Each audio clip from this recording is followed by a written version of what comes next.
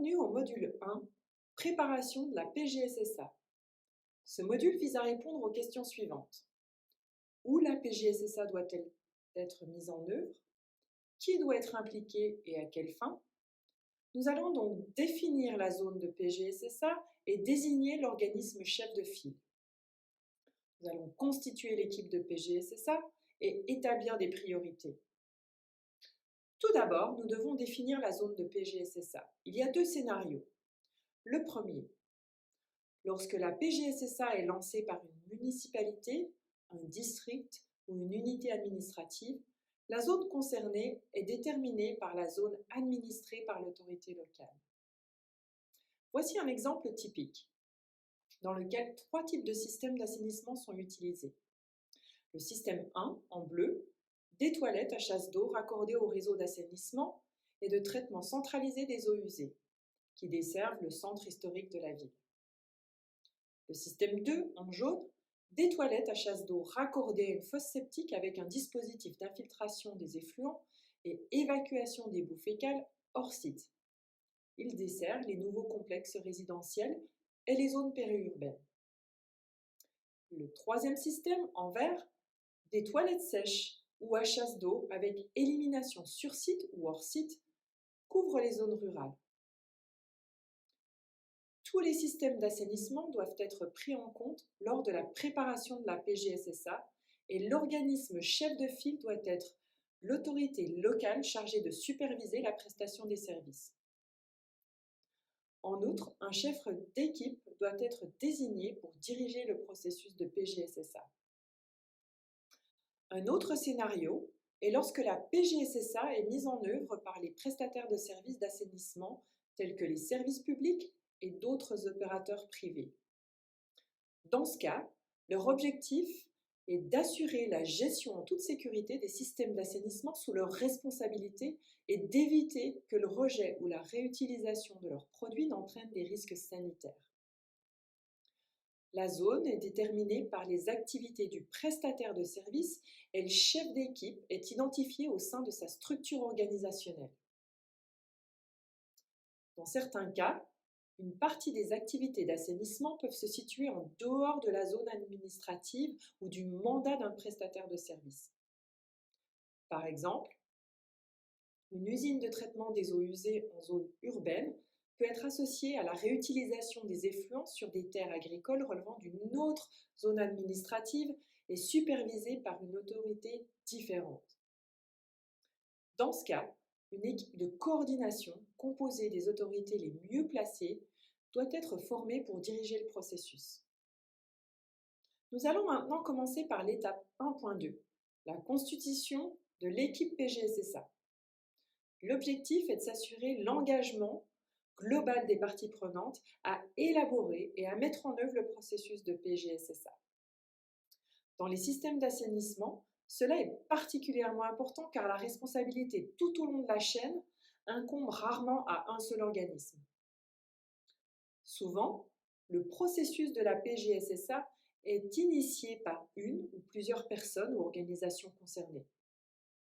Cependant, il se peut que ces personnes ne disposent pas de toutes les compétences nécessaires et par conséquent, les initiateurs auront besoin de soutien de l'ensemble des organisations compétentes. Un chef d'équipe doit être identifié et nommé dès le départ.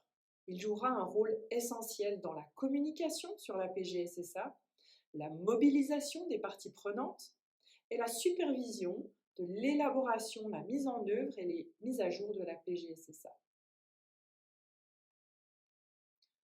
Le chef d'équipe doit avoir l'autorité, les compétences organisationnelles et interpersonnelles, ainsi que suffisamment de temps et de ressources pour garantir une mise en œuvre efficace du processus.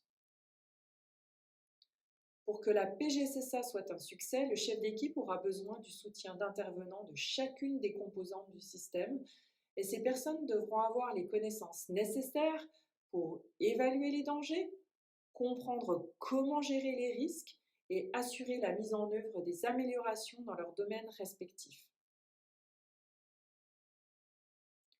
Vous devez vous assurer que l'équipe est composée d'organisations et de personnes chargées de toutes les étapes d'assainissement pertinentes, des représentants des principaux groupes exposés et d'experts en santé publique.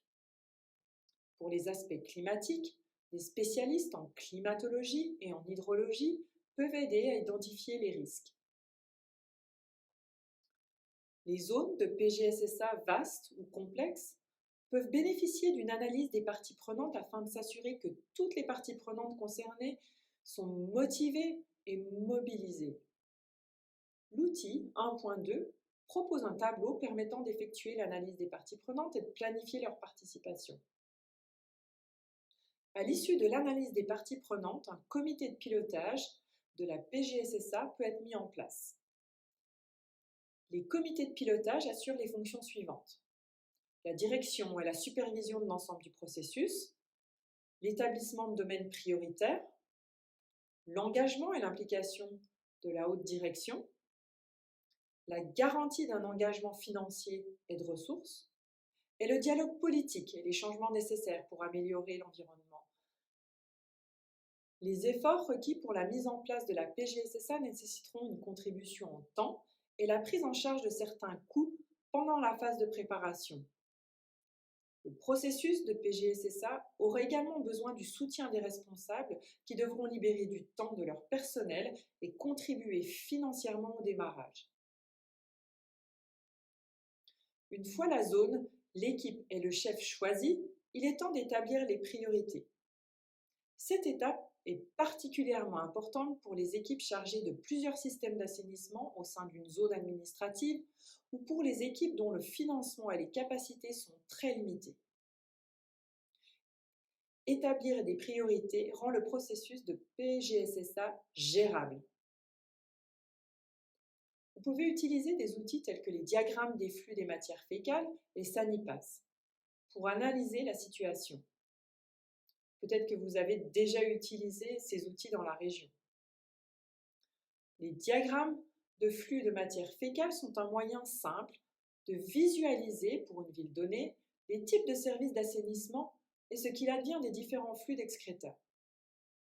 Les flèches vertes représentent les proportions d'excréta qui sont gérées en toute sécurité tout au long de la chaîne d'assainissement. Les flèches rouges indiquent les endroits où les flux d'excréta ne sont pas gérés de manière sûre et constituent une priorité. Vous devez également prendre en compte les éléments suivants: les zones enregistrant un grand nombre de maladies liées à l'assainissement, les zones à forte densité de population, les populations vulnérables, et les zones où les services d'approvisionnement en eau sont inexistantes ou intermittents et où l'auto-approvisionnement se fait à partir de sources d'eau potentiellement contaminées.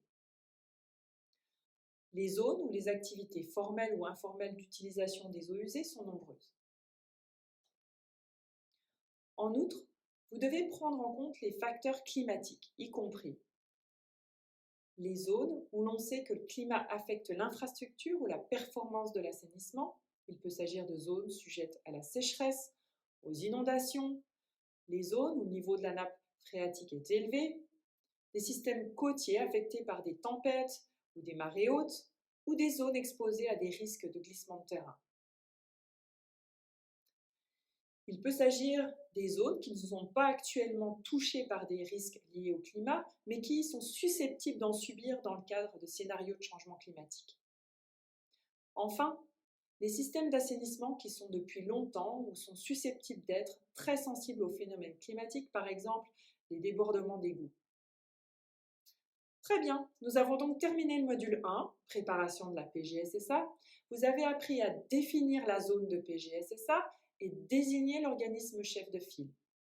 Vous avez appris à constituer l'équipe de PGSSA et établir les priorités.